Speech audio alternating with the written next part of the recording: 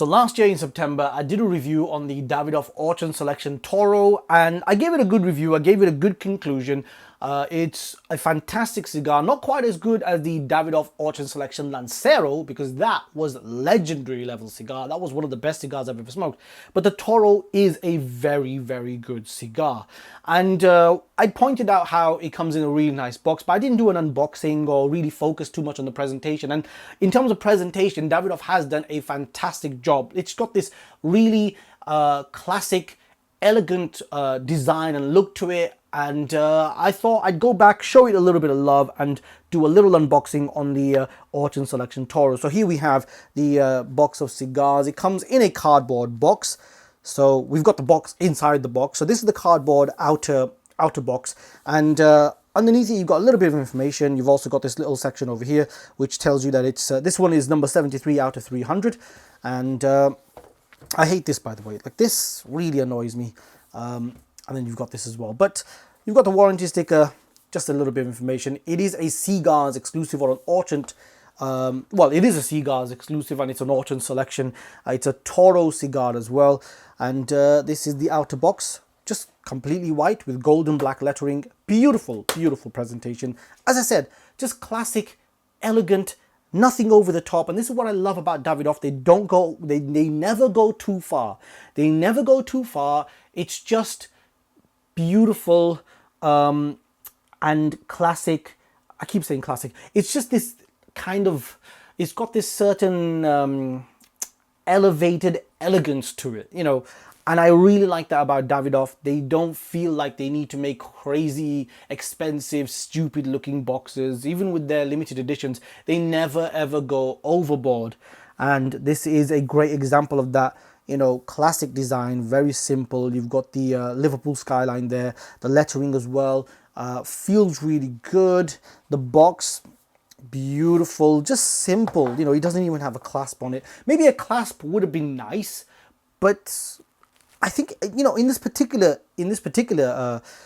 situation, I think it works without the clasp, because you could just lift it open, and there you have the little card in there. And even like the thickness of the lid, in fact the thickness of the walls for this box,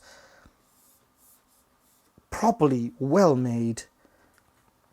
I like that. And then when you take this off, as you can see, it says Liverpool.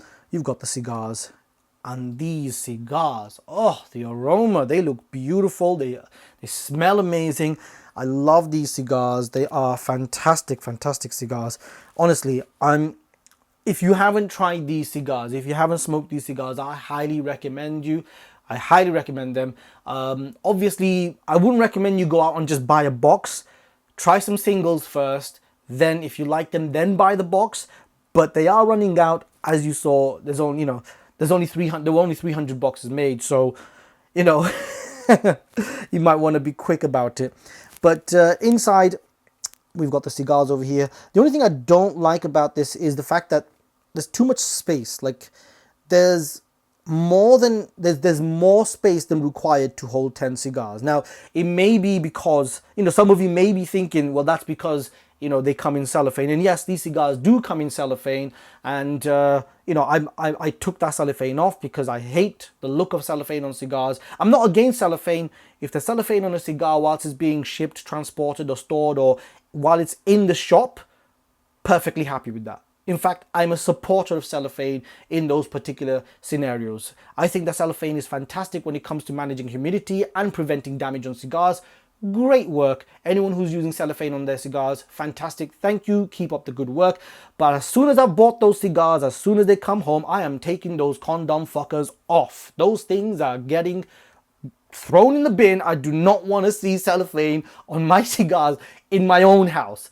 That's all it is. However, despite the fact that these cigars were stored in cellophane in the box, even with that, there was too much space and the cigars were rolling around. So that's the only negative I have. I'm really nitpicking over here, but the cigars were just rolling around. Like, even at the bottom, there's just a little bit too much space. Maybe they could have put like a little bit of foam there. Again, I'm really nitpicking over here. But other than that, I think that Davidoff has done an excellent job.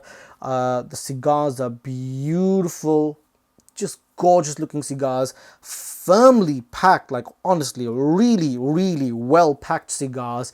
And this is unusual for Davidoff cigars.